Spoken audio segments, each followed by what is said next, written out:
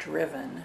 Be far-sighted. Respect. Thoughtful. Honest. Servant. Civil rights leader. Courage. Democratic. Integrity. Optimistic. Paul Martin Simon was born in Eugene, Oregon to Lutheran missionaries on November 19, 1928. Simon was a bright child growing up. He skipped grades and started high school when he was only 12 years old. Paul Simon's parents were Lutheran missionaries to China, and they were both deeply committed Christians. They were deeply loyal to the Lutheran Church. Paul grew up in the whole Lutheran Church environment, the son of missionaries who moved back to Oregon and then back to southern Illinois.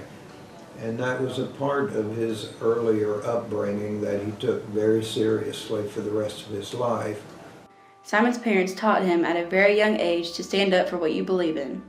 His father did not agree with Franklin D. Roosevelt when he made all the Japanese American citizens go into internment camps. Simon was embarrassed because all of his friends did not like the Japanese. However, this was one of the biggest influences that Simon's father had on him because his father told him, "If you believe in something, stand up, regardless of the opposition." Simon was intelligent enough to graduate from high school at the age of 16. The first college that Simon went to was the University of Oregon. He then transferred to Dana College in Nebraska, where he studied journalism.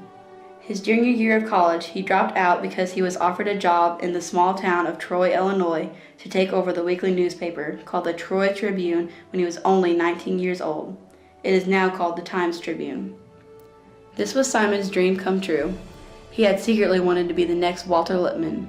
His daughter, Sheila, also mentioned the work that he did trying to get gambling and prostitution outlawed. He decided he would use his newspaper to expose it to a broader light and see if that could put a stop to some of it. When he was running for state representative, he was addressed as the kid in the bow tie in a picture in the newspaper. At that point, he was wearing either bow ties or long ties, and so he's like, "Wow, if they recognize me because of the bow tie, I'll keep wearing the bow tie." So that was it. In 1954, at the age of 25, Simon was elected as state representative. He met Dr. Martin Luther King Jr., who invited Simon to go with him to Atlanta, Georgia, to speak at the second anniversary of the Montgomery bus boycott. As he was getting off the plane, he hesitated when he saw the bathroom sign saying whites and colored. They had to use the restroom, and they had to use separate restrooms, and Dad just stopped, and he's like, "Oh, this is horrible, that here I am with this great American leader, and we have to be divided up like this." And Dr. King said to Dad, "This is not the fight that we need to focus on." He was very focused, and Dad's like, "Okay, all right, good, I'll go with that." He was state representative until 1963. On April 21, 1960, he married Jean Hurley Simon. She helped him with his legislative work because she as well was a member of the state legislation. She died in 2000 due to brain cancer. Simon campaigned with John F. Kennedy. He became an Illinois senator in 1962 to the end of his term of 1968. As a state senator, Simon established the Illinois Community College system. In 1968, Simon was elected as lieutenant governor. He went to places for civil rights meetings, such as Cairo, Illinois.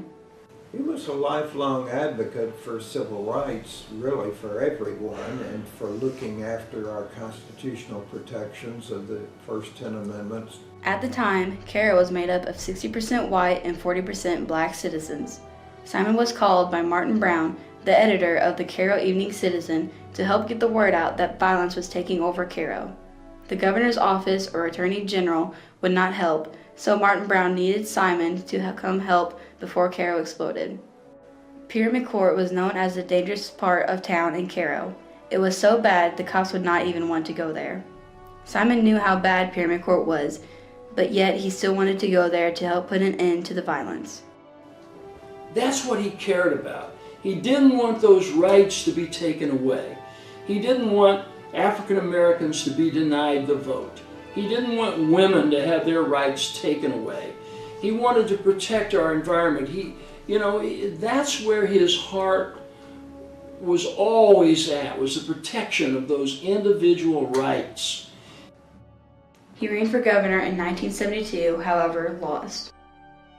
Simon then went to the Kennedy School of Government at Harvard. Simon also lectured at Sangamon State University in Springfield, Illinois. Simon was elected a U.S. representative in 1974. He was a U.S. representative for 10 years. In 1984, he was elected to the U.S. Senate. There, Simon got an amendment passed to help adults living in America to receive help to learn how to read and write. When Simon was in the U.S. Senate, there was an estimate that there was 23 million adult Americans that did not know how to read and write.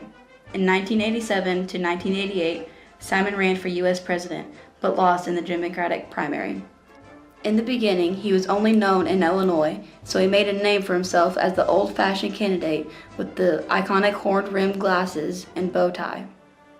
He often used things that happened here as a springboard to talking about much bigger policy issues. Simon appeared on Saturday Night Live on November 19, 1987. He co-hosted with the singer Paul Simon. Al Franken played the role of Simon in the skit. He did this in order to get more well-known nationally. He did well in Iowa, but he failed to get to the general election. Simon visited over 50 different countries during his political career. Simon wrote a book about Abraham Lincoln's time in office in 1965. It was called Lincoln's Preparation for Greatness, the Illinois Legislative Years. Simon was re-elected for U.S. Senate in 1990. In 1996, Simon voted against a bill that slowed the progress of marriage equality. During Simon's career, he wrote 22 books which his daughter, Sheila Simon, has kept at his homestead in McLane, Illinois. He moved there to gain some privacy when he was elected into Congress. He then retired in 1997 and joined the Southern Illinois University of Carbondale staff and created the Paul Simon Public Policy Institute that is still in SIU today. The Paul Simon Public Policy Institute works directly with elected officials and others to fashion, implement, and change public policy. He was a professor and director of the Institute until the day he died. Right back to that founding document about our rights. And he was going to be a defender of those rights till the day he died. And he was, and that's what this institute stands for. Simon remarried in 2001 to Patricia Dirge. Before his death, Simon was working on a program that would let sophomores and juniors in college study abroad. And particularly in countries that aren't France and Germany and countries that people know a lot about. He wanted people to go places and learn languages that aren't commonly spoken so that we've got a better chance at in a peaceful world. Paul Simon died in Springfield, Illinois on December 9, 2003 after heart surgery. He was 75 years old. Senator Kennedy, when he came here for Paul's funeral, described Paul, if he had been alive during our revolution, he would have been one of the founding fathers of our nation. In 2005, the Paul Simon Historic Museum opened in Troy, Illinois. It displayed photos and many other sources that help tell Simon's story. The Water for World Act ended up getting passed in 2014 due to his wife, Patty, carrying on the efforts after his death.